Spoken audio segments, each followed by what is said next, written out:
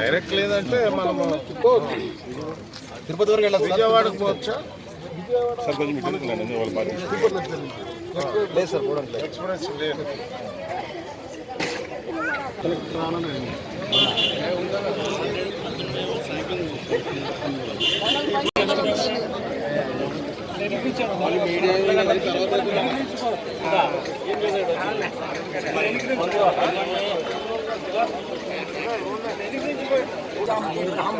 नमस्कार महाप्रसाद शिविरस्त पूज्याय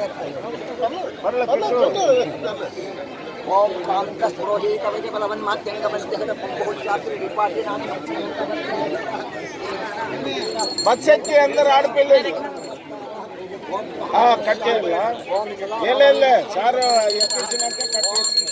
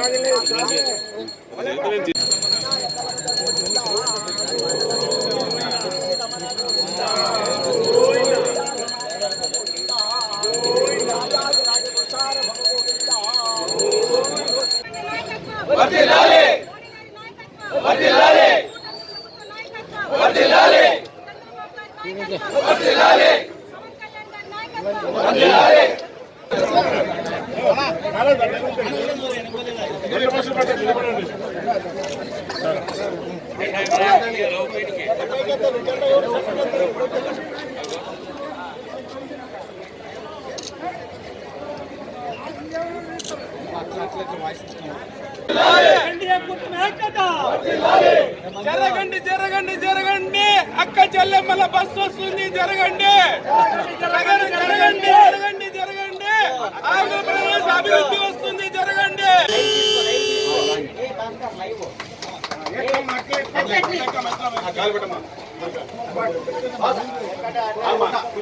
మీరు ముందుకెళ్ళండి, ముందుకెళ్ళండి.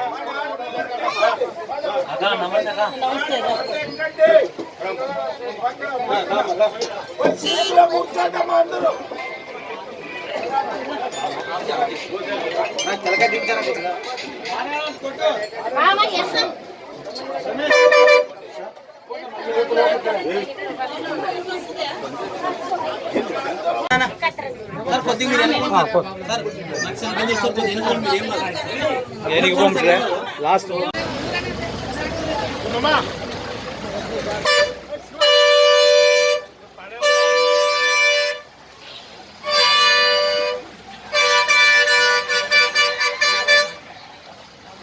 స్వాతంత్ర దినోత్సవం 79వ స్వాతంత్ర దినోత్సవంలో భాగంగా రాష్ట్ర ప్రభుత్వము ప్రతిష్టాత్మకంగా మహిళలందరికీ ఉచిత బస్సు ప్రయాణం పథకాన్ని, స్త్రీశక్తి పథకాన్ని ప్రారంభించడం జరుగుతుంది. ఇప్పుడే గౌరవ ముఖ్యమంత్రి గారు విజయవాడలో ఈ కార్యక్రమాన్ని ప్రారంభించారు.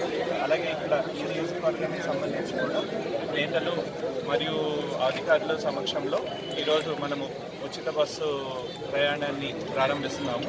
సో ఇందులో భాగంగా సెలెక్టెడ్ సర్వీసెస్ ఏవైతే ఉన్నాయో మనకి పల్లె వెలుగు, అల్ట్రా పల్లె వెలుగు, ఎక్స్ప్రెస్, ఇలాగా 65 బస్సు సర్వీసెస్కి మనకి మహిళలకి ఉచితంగా ప్రయాణం అన్నది ఈరోజు నుండి ప్రారంభిస్తున్నాం. సో ఇది ఇండీడ్ ఈ చర్య వల్ల మహిళా సాధికారత అనేది వస్తుంది. మహిళలందరికీ కూడా ఉపాధి అవకాశాలు పెరుగుతాయి. వాళ్ళు వాళ్ళ ధైర్యంగా ఎటువంటి ఖర్చు లేకుండా వాళ్ళ ఇంటికి బయటకు వచ్చి ఉద్యోగ వ్యాపార రీత్యా బయట తిరగచ్చు స్వేచ్ఛగాను. సో అందువల్ల కొంత ఆదా కూడా డబ్బు ఆదా అవుతుంది. దానివల్ల కుటుంబం అయితే ఉపయోగించుకొచ్చి మహిళలందరికీ కూడా ఎంతో ఉపయోగకరమైన పథకం. అందరూ కూడా నేను సద్వినియోగం చేసుకోవాలని కోరుకుంటున్నాను. ఈరోజు 79వ స్వాతంత్ర దినోత్సవం సందర్భంగా రాష్ట్ర ప్రభుత్వము ప్రతిష్టాత్మకంగా ప్రవేశపెట్టిన స్త్రీశక్తి ఉచిత బస్సు ప్రయాణం ఈరోజు ముఖ్యమంత్రి గారు, డిప్యూటీ సీఎం గారు లోకేష్ బాబు గారు విజయవాడలో ఒక అర్ధగంట ముందు ప్రారంభం చేశారు. ఆదోని నియోజకవర్గంలో కూటమి పార్టీకి సంబంధించిన నాయకులు, అధికారులందరూ కూడా ఈరోజు ఇక్కడ స్టార్ట్ చేయడం జరుగుతూ ఉంది. ఈ రోజు నుంచి ఆంధ్రప్రదేశ్లో ఉన్న 2,62,00,000 మంది స్త్రీమూర్తులు అందరూ కూడా ఈ అవకాశాన్ని ఉపయోగించుకోవడానికి మన రాష్ట్ర ప్రభుత్వం ఏర్పాటు చేయడం జరిగింది. మరి దీని ద్వారా చాలామందికి చాలా రకాలుగా ఉపయోగం ఉంటుంది. కానీ కర్ణాటక మన తెలంగాణలో కూడా చాలామంది అవసరం లేకుండా ప్రయాణాలు చేస్తున్నారని పేపర్ల ద్వారా టీవీల ద్వారా చూసాము. కానీ మన ఆంధ్రప్రదేశ్లో ఆ రకంగా మన శ్రీమూర్తులు అనవసరంగా ఎవరు కూడా దీన్ని దుర్వినియోగం చేసుకోరని నమ్మకం మాకుంది. ఎవరికైతే ప్రయాణాలు అవసరం ఉంటుందో వాళ్ళందరూ దీన్ని ఉపయోగించుకోవాలి. మరి దీనికి 5 రకాల బస్సుల ద్వారా ఈ వసతి ఉంది. కానీ సిటీ సర్వీస్, సిటీ ఎక్స్ప్రెస్ అనేది మనకు లేదు. పల్లె వెలుగు, అల్ట్రా పల్లె వెలుగు, ఎక్స్ప్రెస్ ఈ 3 ఉన్నాయి. ఈ 3 మన డిపో నుంచి 65 బస్సుల్లో రోజు మన వాళ్ళు ప్రయాణం చేయడానికి స్త్రీల మూర్తులకి ఈ అవకాశం ఉంది. కాబట్టి మరి ఉద్యోగం చేసే వాళ్ళకి కానీ అందరు కూడా 2,62,00,000 మంది ఆంధ్ర రాష్ట్రంలో ఉన్న స్త్రీమూర్తులందరూ కూడా దీన్ని ఉపయోగించుకోవచ్చు. కాబట్టి ఇటువంటి పథకాన్ని ఏవైతే చంద్రబాబు నాయుడు గారు ఎన్నికల మేనిఫెస్టోలో చెప్పారో, మరి మేము మేనిఫెస్టోలో చెప్పింది జిల్లా వరకే చెప్పాం. మొదట జిల్లా వరకే చెప్పాం.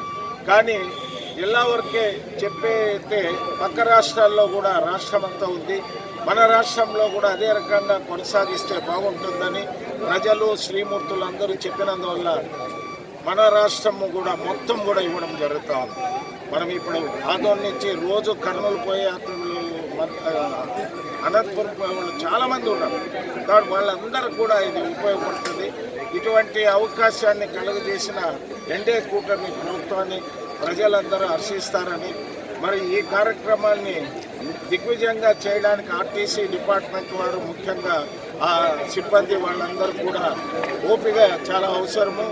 కాబట్టి ఈ శ్రీమూర్తులందరూ కూడా ఆధార్ కార్డు, రేషన్ కార్డు, తర్వాత ఓటర్ ఐడి కార్డు, ఈ 3 కార్డులో ఏ కార్డు ఉన్నా కానీ వాళ్ళు కండక్టర్లు దాన్ని తీసుకొని వాళ్ళకి 0 టికెట్ ఇవ్వడం జరుగుతుంది.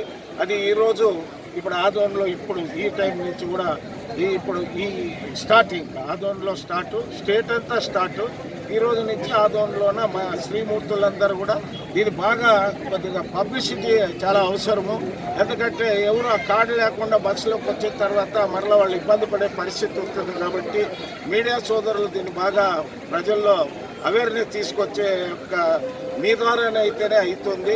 మరి ఏ స్త్రీమూర్తి అయినా ఆర్టీసీ బస్సు ఎక్కేటప్పుడు Aadhaar card, voter card, ration card, ఈ 3 కార్డులు ఏదో ఒక కార్డు వాళ్ళు తీసుకొని వస్తే వాళ్ళందరూ కూడా ఫ్రీ టికెట్ ఇస్తుంది. ఈ అవకాశాన్ని ఆంధ్ర రాష్ట్రంలో ఉన్న మహిళా సోదరుమణులు అందరూ కూడా ఉపయోగించుకొని మరి ఎన్డీఏ ప్రభుత్వాన్ని మీరందరూ కూడా అన్ని వేళలా ఆశిస్తారని ఆశిస్తూ నేను మీ అందరి దగ్గర సెలవు తీసుకుంటాను. స్త్రీ శక్తి అని పేరు పెట్టినందుకు ప్రతి స్త్రీ గర్వపడాలి. ఆర్టీసీ బస్సులో స్త్రీలకు ప్రత్యేక సదుపాయం అని సీట్ల కేటాయించింటారు.